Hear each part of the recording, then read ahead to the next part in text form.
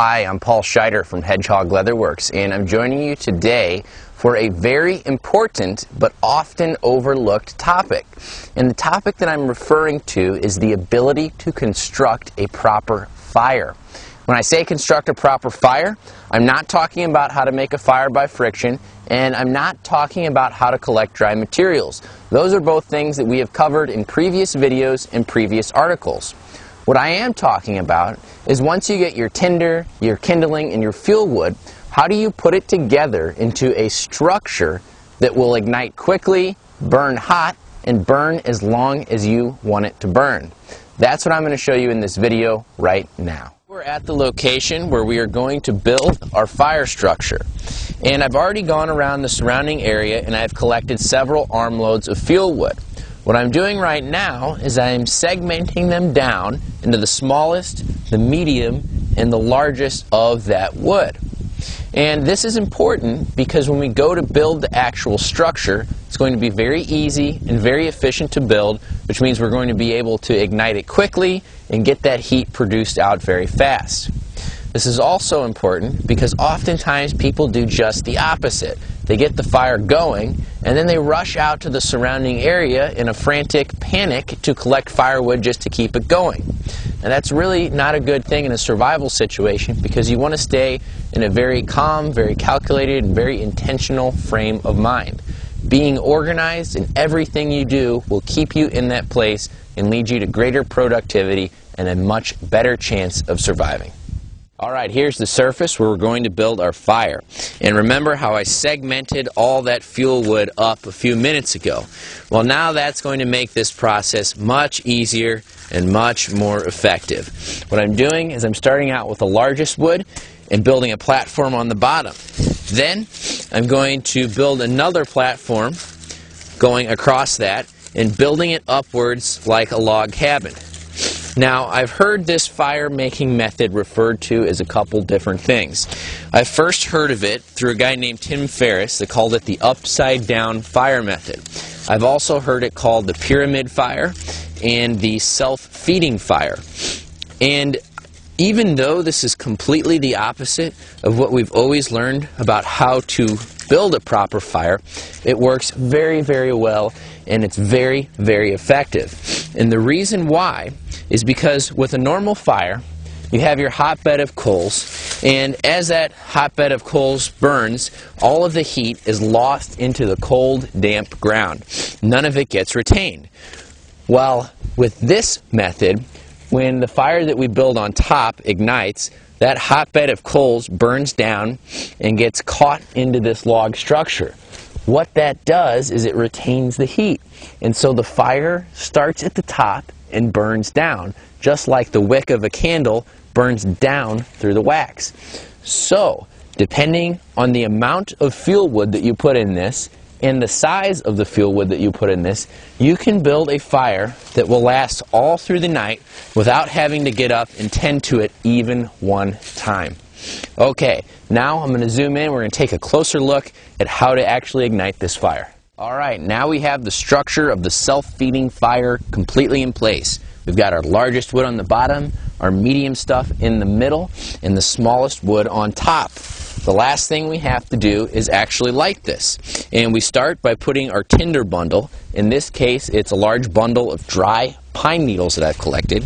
We put that on top, and then we build a small teepee structure on top of this. Now, oftentimes when you build a teepee structure, you keep on adding to it and adding to it and adding to it. That is not the case with this method. All we have to do is build a small teepee, light it, and then the coals from this wood that we're adding on top here will fall down and ignite the wood below it. And this whole fire will burn in a downward direction, just like the wick of a candle burns down through the wax. I'm going to join you again in a second when I get this teepee structure complete.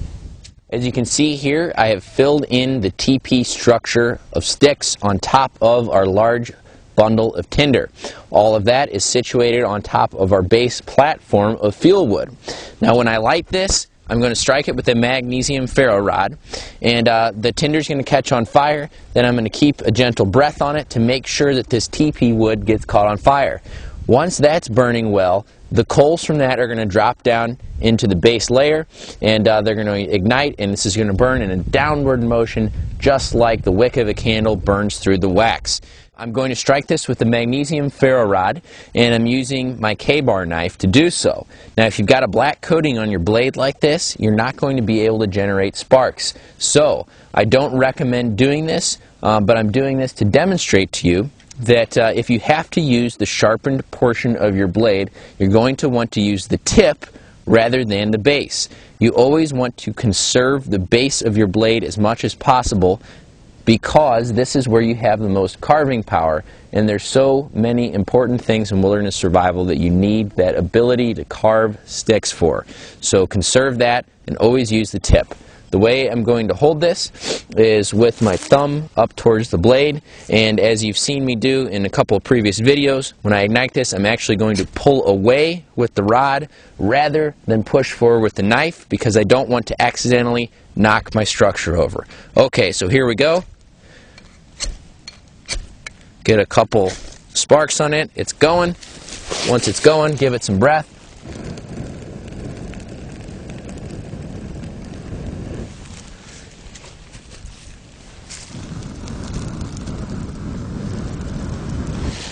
Okay, everything's going just to plan. All you want to do is nurture this a little bit and keep some air on it.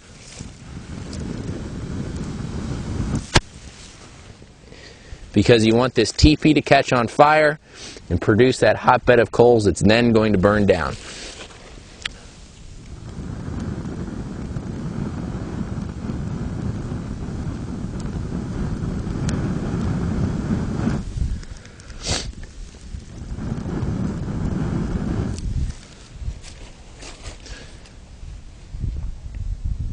Okay, it's starting to catch on just fine. I'm going to turn this off, and I'm going to turn the camera back on in just a minute so that you can see the progress of this fire. But we've got a little bit of wind catching on here, and that's going to help encourage this to ignite.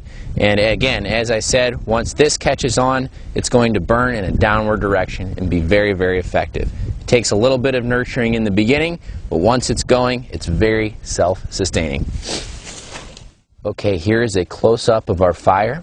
As you can see, it's going strongly now. And what I did is I spent a few minutes just nurturing it and fueling it in the right place and putting some air on it. And now that it's going, it's producing that hot bed of coals that's going to burn down through the entire fuel wood structure.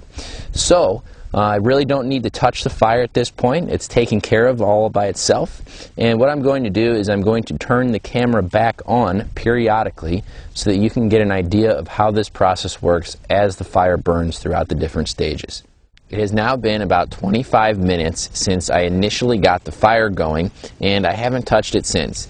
As you can see, it's going very strong all by itself, and there's still a ton of fuel wood for it to burn through. I would estimate that this fire would burn out in about an hour and a half to 2 hours if we didn't touch it and didn't add anything to it at all. Here is another angle of our fire. It has now been about 40 minutes since we initially lit this thing, and there is a decent amount of fuel wood underneath still. It has not even been touched yet. And the fire is burning very strong. It's got a very hot bed of coals, and I think this thing could stand to burn much, much longer. I'm going to conclude this video now, and I would love to stick around and be able to show you this fire structure down to the very last flame. But unfortunately, I have to get on with shooting some other videos today too. So I would encourage you to get out there and experiment with this so that you can understand how this technique works for yourself from your experience. But just as a quick recap, what we have done today is completely defy everything that we've traditionally been taught about how to build a fire, because we have started with our largest fuel wood and put it on the very bottom. Then we built a small teepee structure on top, lit that, and the coals from that small fire burned down and down and down through the majority of our fuel wood. I really hope that you have enjoyed this video as much as I have enjoyed making it. If you're interested in seeing other articles and videos like this, please check out our website at hedgehogleatherworks.com. Thanks so much. I'm Paul Scheider, and I'll see you next time.